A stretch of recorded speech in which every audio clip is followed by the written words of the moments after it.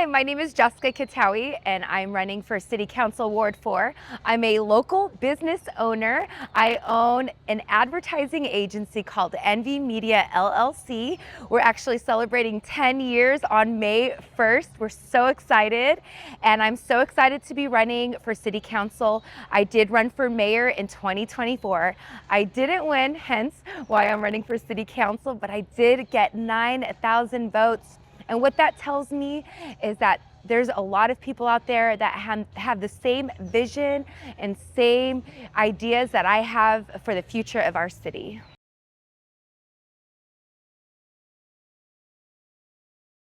Yes, absolutely. Thank you. This is a great question.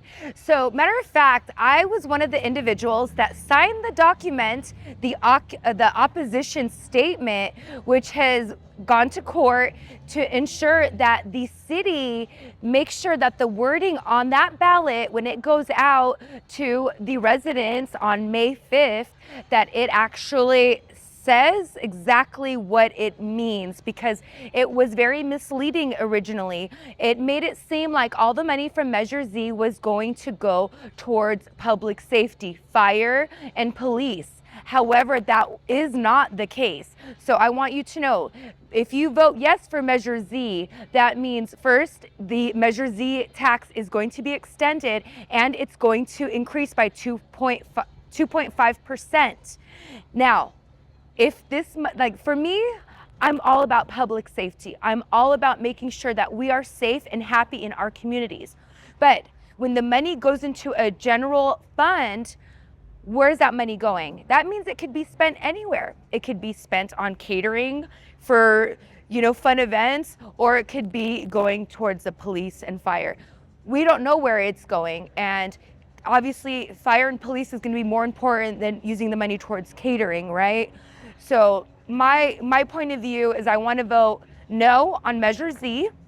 And after we vote no on Measure Z, if the police and fire do need more funding, then let's create a new ballot measure that is going to actually focus on fire and safety.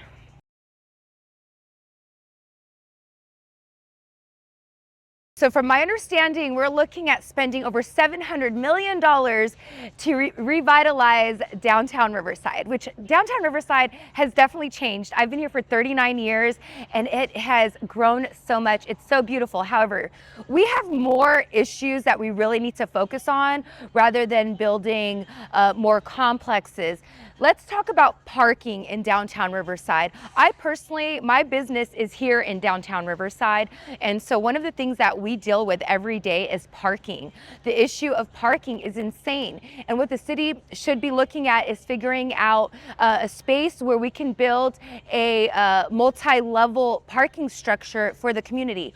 Recently, the city decided to start this valet program. I don't agree with this valet program. Yes, it's bringing in some extra revenue for the city, which great for the city, but how is it great for us, the employees that work here in downtown Riverside? But so I think that that there's other places we should be spending over $700 million, right? When it comes to these new complexes, now this was a project that our city manager was working on, and he's leaving, right? So he started planting a seed for something and now he's leaving. Guys, let's be real, a water complex, do we not see Raging Waters gets closed down for half of the year? Does that make sense for us here in Riverside? And is that space ready to hold that many people? Are those streets ready to hold that many people? I don't think so. So from just that, we need to build more, more lanes, more places for people to park. And in my ward, you know what we need? We need a senior center. Ward 4 deserves a senior center. So if I were to use some of the funds towards something else in my ward, I want to build a senior center for our seniors.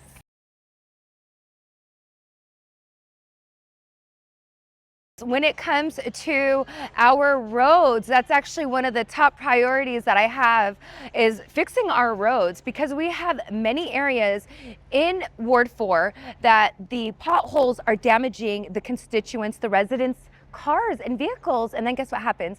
They go reach out to the city, and now the city is responsible, and if the city doesn't pay for it, the residents have to pay for it. I mean, it's a huge mess. We just need to fix our roads, and I understand that we called 311 and we asked them to come out, but a lot of times it gets put into a long list. We need to really prioritize when there is a pothole, one that is seriously damaging vehicles or could potentially cause harm to families.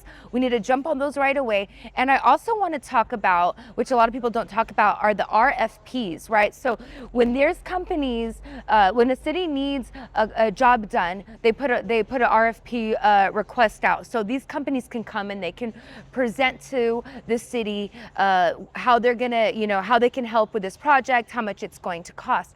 But I don't think anybody's really looking at what the building materials that these organizations or these companies, corporations are using when they're fixing our roads. Because to be quite honest, I'll see a road fixed and within a few months, that same pothole is creeping back. What does that tell us? That the materials that they're using are not equipped to withstand the long-term usage that our city streets need and our community needs. So that would be definitely something that I would work on, is making sure that the building materials are long-lasting material that is going to protect us. And yeah, and let's get on fixing the roads. I know if you're in Ward 4, I know Wood Street, we got to fix it. I got you.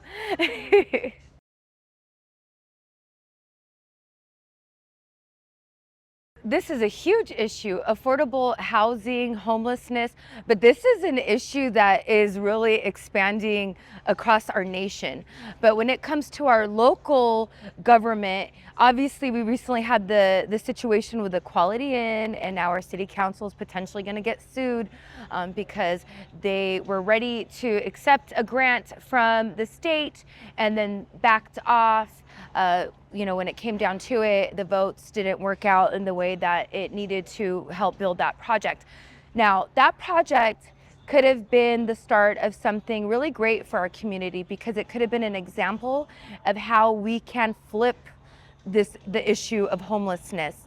And I want people to remember something, that homelessness isn't necessarily, always going to be somebody that is using out there, but it could be a senior that lives on a fixed income, and then everything is going higher in price, and we all know that the gas, the food, food has doubled in price just in the past 2 years.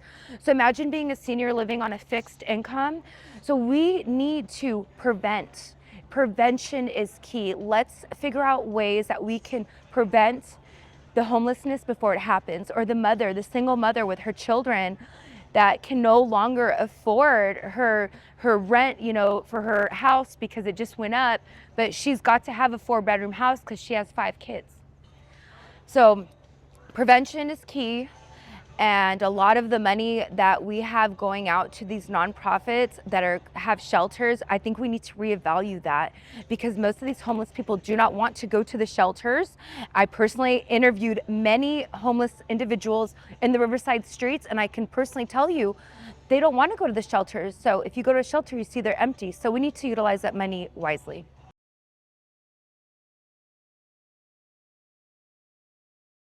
Yes, this is a great question, and all of us need to be aware of the RTRP project. I actually just came from filming on site in Harupa Valley, where they are putting the power lines underground, and I personally spoke to one of the contractors that's working on the project, and I asked him, what is going to be the best and the safest way to get these power lines into Riverside? And he said underground.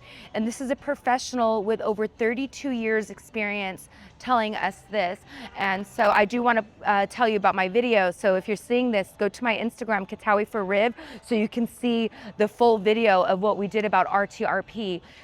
RTRP needs to go underground. Southern California Edison decided to do this 20 years ago with the city of Riverside. In 20 years, technology has changed. We've evolved. Let's make sure our strategies with our city are evolving as well, that we're not staying committed to certain deals because maybe some money is involved. Yes, it's going to cost us a little bit more money to do this, but it will prevent us from being the next Altadena or Pacific Palisades. So for our safety, to make sure we protect our city. As a 39-year resident here in Riverside, power lines need to go underground.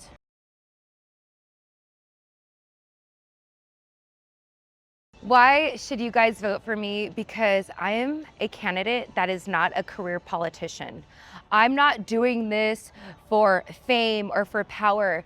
I've already had all that. I have that. I'm a local, well-known public figure, and what I'm doing is I'm trying to give back to my community. It disheartens me to see so many city council people get voted in by lying and being dishonest, and then once they get in, they don't listen to the constituents and they continue to vote for items that don't make sense for our quality of life, for a healthy life in Riverside. Like I said, I'm a 39-year resident in Riverside. I've lived in the same neighborhood for over 18 years. I'm not going anywhere. I'm here to protect my city. I have been very involved with the community since I ran for mayor.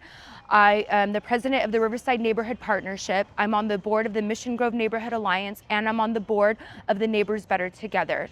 I'm donating all my time to better my community, and this is an opportunity for me to give back to my community in the biggest way ever. I want to protect the constituents and the residents. I want to make sure that we live in a city that is vibrant and that also is safe for us to live in. And so I'm running, and I'm excited to be running, and I want you guys to know I'm not a puppet. I'm not going to change my mind. If I tell you something, I'm going to stick to it, and you can ask anybody that knows me that I am all about integrity and sticking to my word. So I know that when Ward 4 votes for me and I'm the city council person, things are going to change. You will finally see what it's supposed to look like when you have a public servant that actually listens and is there for you.